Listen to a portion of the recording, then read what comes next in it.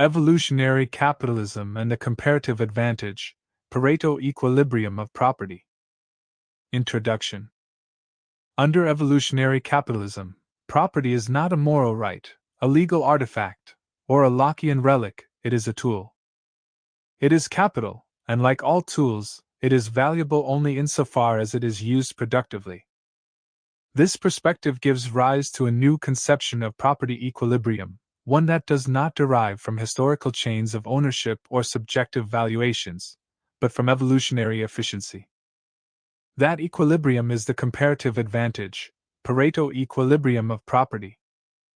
In this essay, we define CAPE-oP, explain how it emerges through dynamic market pressures, and contrast it with the stagnation of rights-based systems like Lockean libertarianism. Through this lens, we show why property must evolve, not merely be respected. The evolutionary function of property. In evolutionary capitalism, property is an instrument of capital allocation. It exists to be used, optimized, and repurposed toward the long-run goal of building higher forms of intelligence and productivity. Property has no inherent sanctity. It has no owner, in the moral sense. It belongs, at any given time, to the agent who can put it to its most productive use, and who can defend that use at an evolutionary profit. This reverses the logic of traditional property theory. In Lockean systems, ownership is permanent unless voluntarily transferred. In evolutionary capitalism, ownership is always provisional, contestable through bid, performance, and evolutionary profit. The definition of CAPE-oP. CAPE-oP is the state in which all capital is held by the agent with the highest comparative advantage in its use, such that no reallocation can increase total evolutionary productivity after accounting for opportunity cost, defense cost, and reputational loss. In other words, CAPE-oP is not merely efficient, it is evolutionarily efficient. It represents a dynamic equilibrium where comparative advantage ensures that capital flows to those who can do the most with it, not just those who got there first. Pareto optimality guarantees that no further reallocation can improve total productivity without harming others. Enforcement is justified only when the gain from holding property exceeds the cost of defending it. CAPE-oP is not fixed or frozen. It is a moving frontier shaped by reputational bidding, real-time productivity signals, and the continual correction of misallocations. It is not a utopia, it is a stable attractor in the evolutionary game of property. Mechanisms that drive convergence toward CAPE-oP.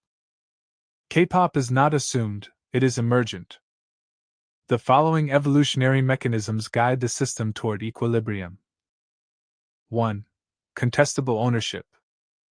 Every property claim is vulnerable to displacement by a higher bid. This creates a permanent auction where productive use is constantly tested. 2. Bidding reveals comparative advantage. Bids are based on expected productivity, not desire. The agent who bids most isn't merely signaling preference, they are proving they can outproduce the incumbent. 3. Transparency and repetition. All interactions are public and permanent. This transforms every decision into a repeated game, where agents must optimize not only for immediate gain, but for long-term reputation. 4. Third-party arbitrage. Any agent can observe a misallocation and profit by helping reallocate property to a more productive owner. This eliminates local optima and enforces global efficiency. 5. Reputation as monetary capital. In this system, reputation is spendable. It is the currency that allows you to influence future capital flows. This aligns decision-making power with past productivity, creating a recursive feedback loop that favors meritocratic capital holders. Contrast with Lockean and libertarian equilibria. Lockean systems achieve what can be called a historical equilibrium, not a productive one.